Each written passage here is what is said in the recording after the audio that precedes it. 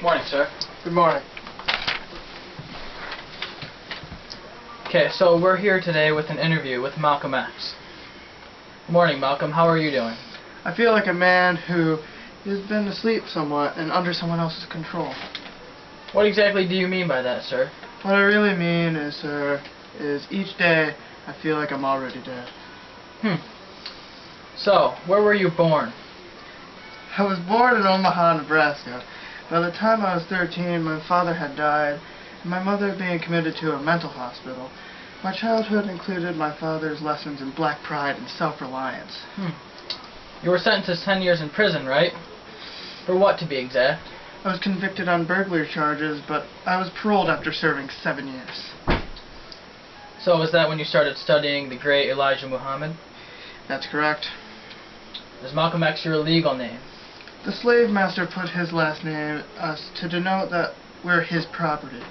When you look today at a black man whose last name is Johnson, if you look back at his history of his forefathers, their slave owner's name was Johnson. What was your father's last name?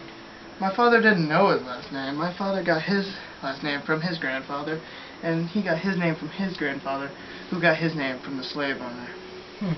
And the real names of our ancestors were destroyed. Fair. So you won't even tell me your father's last name? I never acknowledge it whatsoever. Okay, moving on.